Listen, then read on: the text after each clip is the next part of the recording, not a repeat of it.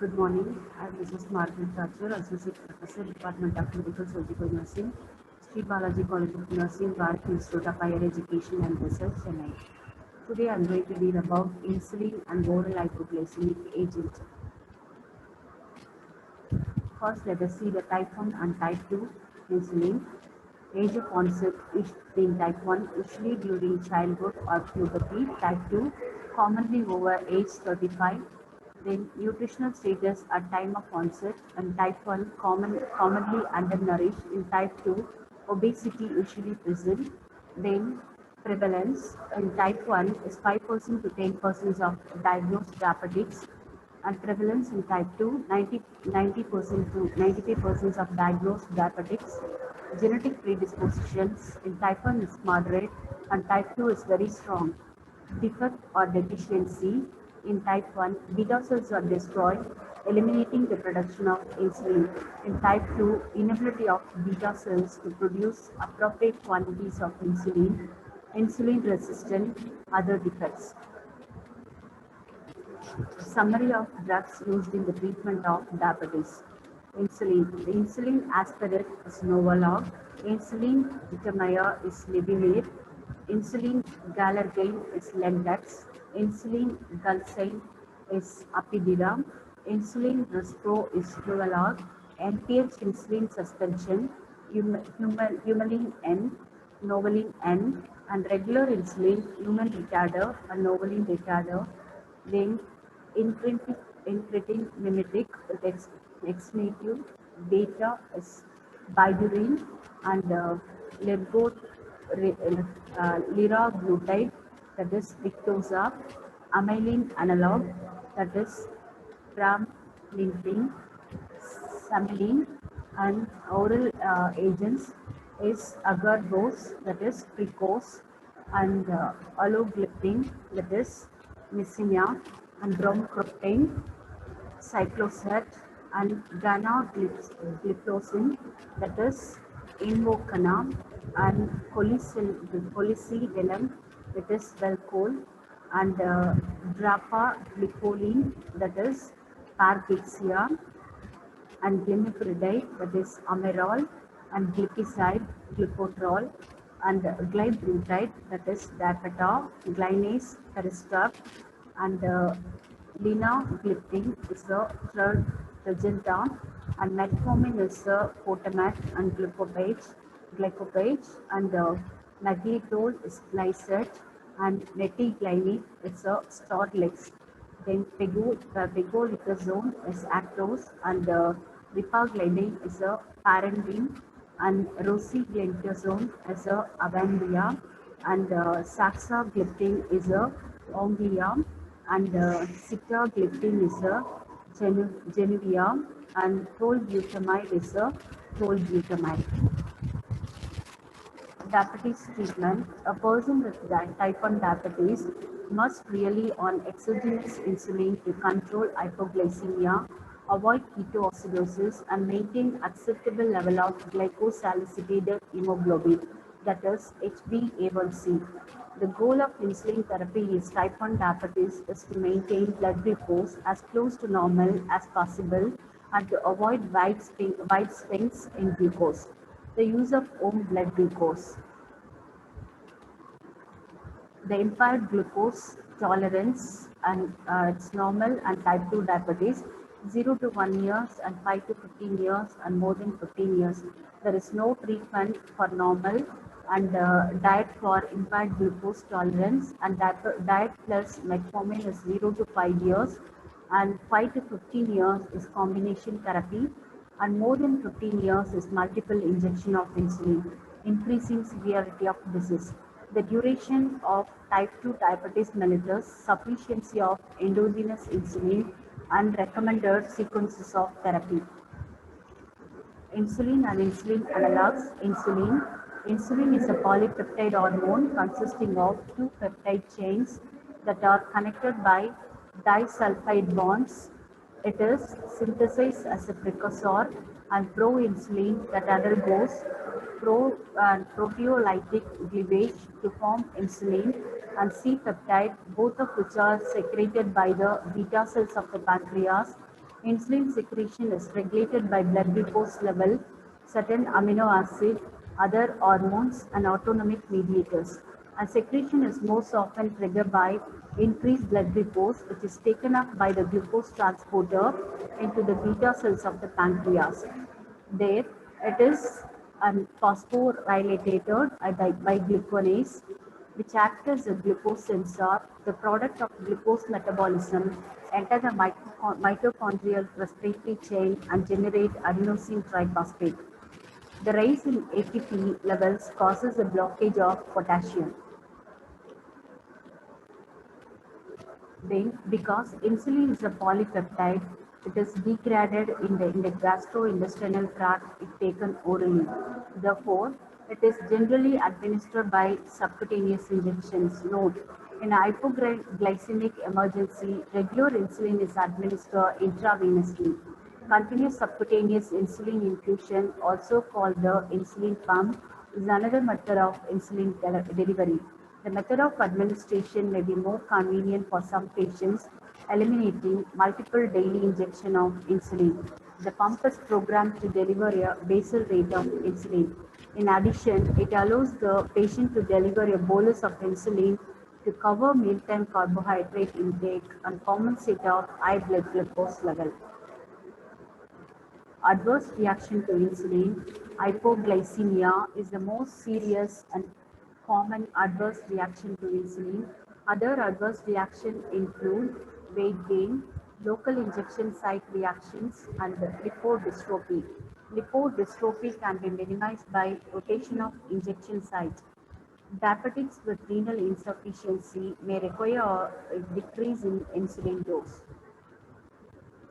This is the symptoms and causes of hypoglycemia: headache, anxiety, tachycardia, confusion, vertigo, diaphoresis, shaky, increased appetite, blurred visions, weakness or fatigue, lipodystrophy, hypersensitivity. Adverse effects observed with the insulin and lipodystrophy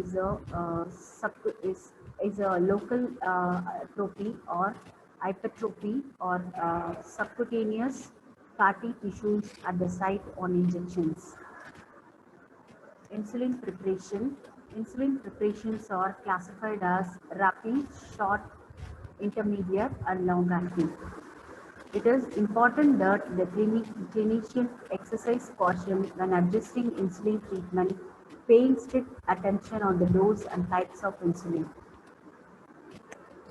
First, let us see the rapid-acting and short-acting insulin preparation.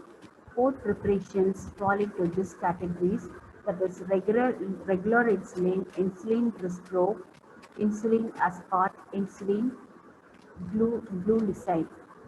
Regular insulin is a short-acting, soluble, crystalline zinc insulin.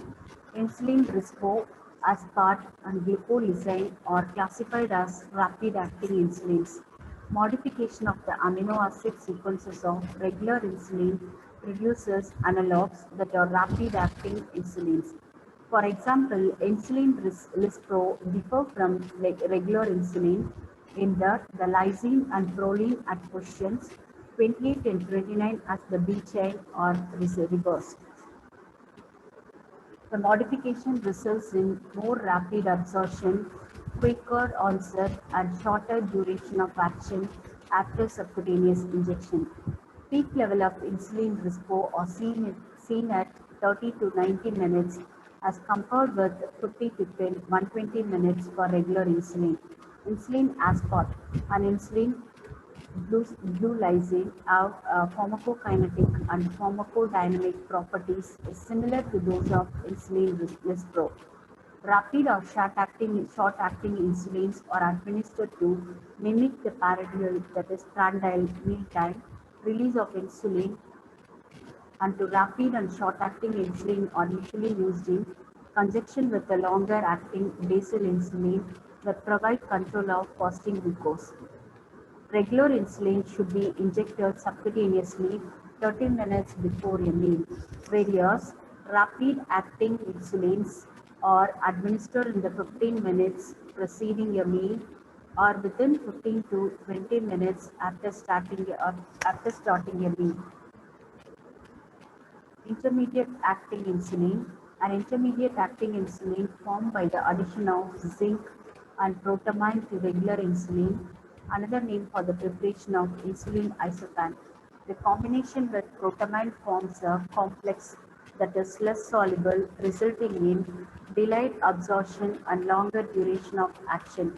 NPH insulin is used for basal fasting control in type 1 and type 2 diabetes and is usually given along with rapid or short-acting insulin for mealtime control. NPH insulin should be given only subcutaneously, never IV. It should not be used when rapid glucose lowering is needed. Long-acting insulin preparation. Insulin glargine, that is, isoelectric pointers lower than that of human insulin, leading to formation of precipitate at the injection site that release insulin over an extended period. It has a slower onset than NPH insulin and a flat, prolonged hypoglycemic effect with no peak. Insulin detemia. Insulin detemia is a fatty acid side chain that enhance association to albumin. Slow dissociation from albumin result in long-acting properties similar to those of insulin glargine, as with NPH insulin, insulin glargine. This is the graph shows onset, duration of action of human insulin and insulin analogs and NPH, that is neutral protamine hedged. That is regular insulin, insulin aspart, insulin Rispro or insulin glucin. The plasma insulin level is a regular insulin is a 0 to 5. Then NPH insulin is 5 6 hours to 12 hours and insulin intermeters is 12 hours. Then insulin glargine as a 20 hours. Insulin combination. Various premixed combination of human insulin such as 70% NPH insulin plus 30% regular insulin, 50% of each of these are also available. Use of premixed combinations decrease the number of daily injections but makes it more difficult to adjust individual components of the insulin. Standard treatment versus intensive treatment. Standard insulin therapy involves twice daily injections. Intensive treatment utilizes 3 or more injections daily with frequent monitoring of blood glucose level. The ADA recommends a target mean blood glucose level of 154 mg per dl or less. HbA1c is lesser than 7%, and intensive treatment is more likely to achieve this goal. Normal mean blood glucose level is approximately 115 mg per dl or less. HbA1c is 5.7%. The frequency of hypoglycemic episodes, that is coma and seizure, is higher with intensive insulin regimens. Insulin combination. Various premix combination of human insulin such as 70% NPH, insulin plus 30% regular insulin, 50% of each of these are also available. Use of premix combination decrease the number of daily injections but makes it more difficult to adjust individual components of the insulin. Patients on intensive therapy show a significant reduction in microvascular complication of diabetes such as retinopathy, nephropathy, and neuropathy compared to patients receiving standard care. Intensive therapy should not be recommended for patients with long-standing diabetes, significant microvascular complications, and advanced age. Insulin complication. Various premix combination of human insulin such as 70% NPH, insulin plus 30% regular insulin, 50% of each this are available. Use of premix combination decrease the number of daily injections but make it more difficult to adjust individual components of insulin. The examples of three regimens that provide both transient and basal insulin replacement, that is breakfast, lunch, and supper, NPH protamine H0. Then in morning, afternoon, that is regular insulin effect and NPH in the bedtime. Then premixed insulin combination, NPH is regular, then Galgrin or the Detimir is bedtime. Lispro is morning and afternoon.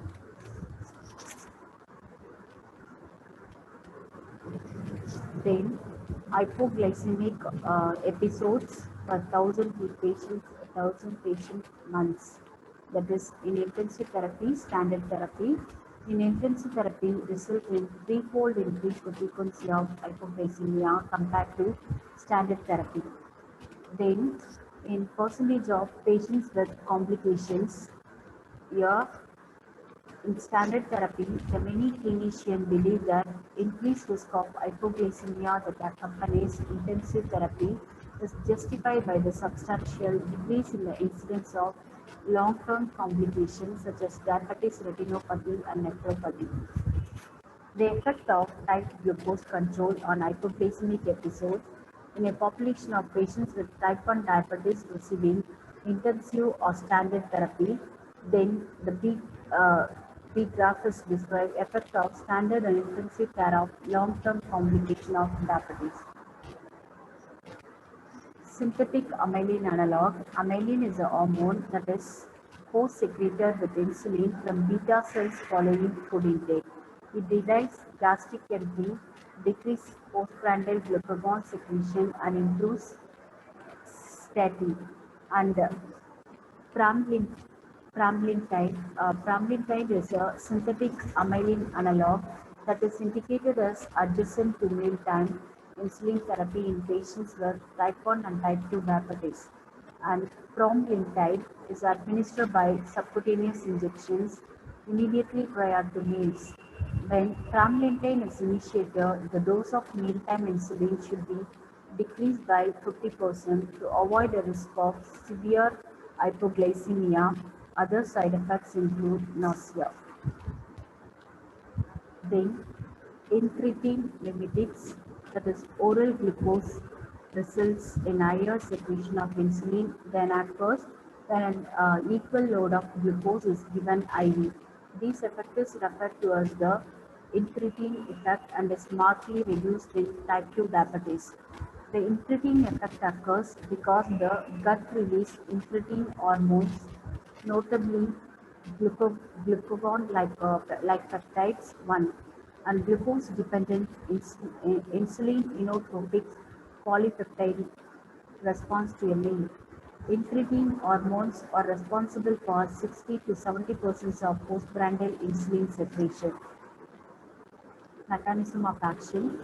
The incretin mimetics are analogs of GLP-1 that excrete their activity by acting as GLP-1 receptors agonists.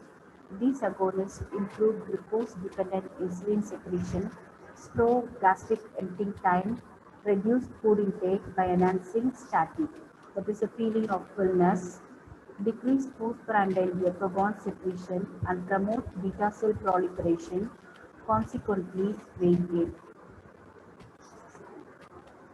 Then pharmacokinetic and fate, being polypeptides, exenatide and liraglutide must be administered subcutaneously, and liraglutide is highly protein bound and has a long half-life allowing for once daily dosing without regard to meals. Exenatide is eliminated mainly via glomerular filtration and has a much shorter half-life. Because of the short duration of the action, the exenatide should be injected twice daily within 60 minutes prior to morning and evening meals. Adverse effects. The main adverse effect of incretin mimetics consists of nausea, vomiting, diarrhea, and constipation. Then exenatide and liraglutide are being associated with pancreatitis. Patients should be advised to discontinue these agents and contact their healthcare provider immediately if they experience severe abdominal pain. Liraglutide causes thyroid C-cell tumors in rodents. It is unknown if it is caused these tumors. Oral agents. Oral agents are useful in the treatment of patients who have type 2 diabetes that is not controlled with diet. Patients who develop diabetes after age 40 and have had diabetes less than 5 years are most likely to respond well to oral glucose lowering. Sulfonylureas. These agents are classified as insulin secretagogues because they promote insulin release from the beta cells of the pancreas.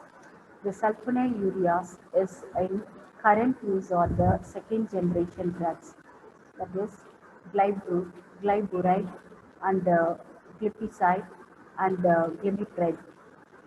The main mechanism of action include stimulation of insulin release from the beta cells of the pancreas, sulfonylureas block ATP, sensitivity K plus channels resulting in depolarization, and calcium plus influx and insulin exocytosis.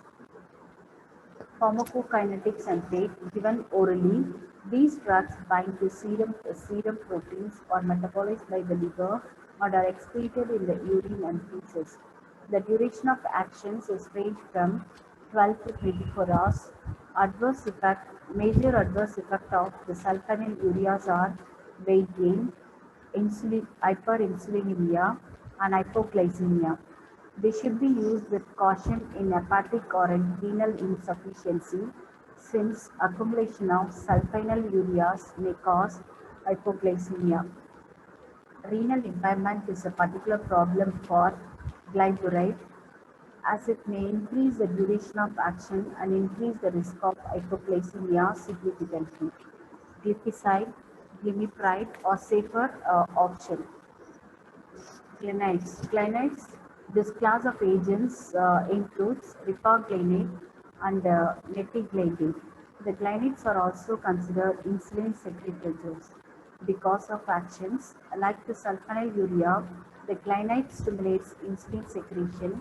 They bind to a distal site on the beta cell, closing ATP sensitive potassium plus channels and initiating a series of actions that result in release of insulin. In contrast to the sulfonylureas, the glinides have a rapid onset and a short duration of actions. They are particularly effective in the early release of insulin that occurs after a meal and are categorized as postprandial glucose regulators. Glanides should not be used in combination with sulfonylureas due to overlapping mechanism of action. This could increase the risk of serious hypoglycemia. Pharmacokinetics and fate. Glinides should be taken prior to meal and are well absorbed after oral administration. Both glinides are metabolized. Adverse effect. Although glinides can cause hyperglycemia and weight gain, the incidence is lower than that with the sulfonylureas. Drugs that inhibit CYP3A4 such as itraconazole and fluconazole, erythromycin and clarithromycin may enhance the glucose-lowering effect of ripaglinate. Drugs that include CYP3A4 such as barbiturates, carbamazepines and rifampin may have an opposite effect. By inhibiting hepatic metabolism, the lipid-lowering drug gemfibrozole may significantly increase the effect of ripaglinate. Then biguanides, that is metformin. Only biguanide is classified as an insulin sensitizer. It increases glucose uptake and used by target tissues, thereby decreasing insulin resistance. Unlike sulfonylureas, metformin does not promote insulin secretion. Therefore, hyperinsulinemia is not a problem and the risk of hypoglycemia is far less than that.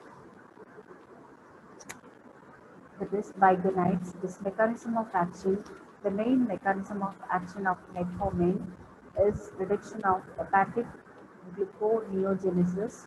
That is, excess glucose produced by the liver is a major source of high blood glucose in type 2 diabetes, accounting for high fasting blood glucose. Metformin also slows intestinal absorption of sugar and improves peripheral glucose uptake and utilization. Weight loss may occur because of metformin and causes loss of appetite. The ADA recommends metformin as the initial drug of choice for type 2 diabetes. Metformin may be used alone or combination with other oral agents or insulin. Pharmacokinetics and weight. Metformin is well absorbed orally, is not bound to serum protein, and is not metabolized. Excretion is via the urine. Adverse effect. These are largely gastrointestinal. Metformin is contraindicated in renal dysfunction due to the risk of lactic acidosis. Other uses, in addition to type 2 diabetes, metformin is effective in the treatment of polycystic ovarian syndrome. It lowers insulin resistance seen in the disorder and can result in ovulation and therefore possibly pregnancy. Thysol, thiazolidinose, and this is also the insulin sensitizer, or two members of the class are pioglitazone and rosiglitazone. Although the insulin is required for the action of the TCDS. Mechanism of action. Because TCDs lower insulin resistance by acting as an agonist for the peroxisome and proliferator activated receptor Y, a nuclear hormone receptor. Activation of TPARY regulates the transcription of several responsive genes, resulting in increased insulin hypersensitivity in adipose tissues, liver, and skeletal muscles. Effect of these drugs on cholesterol levels are of interest, and rosiglitazone increases LDL cholesterol and triglycerides and various, and pioglitazone decreases triglycerides. The TCDs can be used as monotherapy or in combination with other glucose-lowering agents or insulin. The dose of insulin may have to be lower when used in combination with these agents. Pharmacokinetics and weight. The pioglitazone and rosiglitazone are well absorbed after oral administration and are extensively bound to serum albumin. Both undergo extensive metabolism by different CYP 450 isozymes. Some metabolites of pioglitazone have activity. Renal elimination of pioglitazone is negligible, with the majority of active drug and metabolites excreted in the bile and eliminates in the feces. Metabolites of rosiglitazone are primarily excreted in the urine. No dosage adjustment is required in renal impairment. Adverse effect. A few cases of liver toxicity have been reported with these drugs, and periodic monitoring of liver function is recommended. Weight gain can occur because TCDs may increase subcutaneous fat and cause fluid retention. The fluid retention can worsen heart failure. These drugs should be avoided in patients with severe heart failure. PCDs have been associated with osteopenia and increased fracture risk, and pioglitazone may also increase the risk of bladder cancer. Several meta-analyses identified a potential increased risk of myocardial infarction and death from cardiovascular causes of rosiglitazone. As a result, the use of rosiglitazone was limited to patients enrolled in a special restricted access program. After a further review of safety data, the restriction of rosiglitazone use was subsequently lifted. Glucosidase inhibitors, acarbose or maglitol. Maglitol is an oral agent used for the treatment of type 2 diabetes. Mechanism of action located in intestinal brush of border. The alpha-glucosidase enzymes break down carbohydrates into glucose and other simple sugars that can be absorbed. Acarbose and methyltol is reversibly inhibit alpha-glucosidase enzymes. When taken at the short of evening, these drugs delay the digestion of carbohydrates, resulting in lower postprandial glucose level. Since they do not stimulate insulin release or increase insulin hypersensitivity, these agents do not cause hypoglycemia. Pharmacokinetics and fate. Acarbose is poorly absorbed. It is metabolized primarily by the intestinal bacteria, and some of the metabolites are absorbed and excreted in the urine. And maglitol is very well absorbed but has no symptomatic effect. It is excreted unchanged by the kidney. Adverse effect. The major side effects are flatulence, diarrhea, and abdominal cramping. Adverse effects limit the use of these agents in clinical practice. Patients with inflammatory bowel disease. Dipeptyl peptidase 4 inhibitors, that is alogliptin or linagliptin, saxagliptin, and sitagliptin, or orally active dipeptide peptidase 4 inhibitors used for the treatment of type 2 diabetes. Mechanism of action. These drugs inhibit the enzyme DPP-4, which is responsible for the inactivation of certain hormones such as GLP-1. Prolonging the activity of incretin hormones increases insulin release in response to meals and reduces inappropriate secretion of glucagon. DPP-4 inhibitors may be used as a monotherapy or in combination with sulfonylureas, metformin, PCBs, or insulin. Unlike certain mimetics, these drugs do not cause satiety or fullness or weight neutral. Pharmacokinetics and fate. The DPP-4 inhibitors are well absorbed after oral administration. Food does not affect the extent of absorption. All DPP-4 inhibitors except linagliptin require dosage adjustment in renal dysfunction.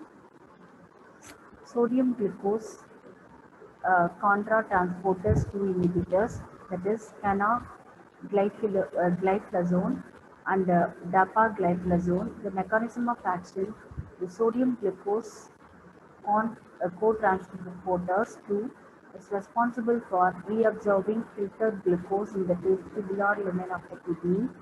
By inhibiting SGLT2, these agents decrease reabsorption of glucose, increase urinary glucose excretion, and lower blood glucose.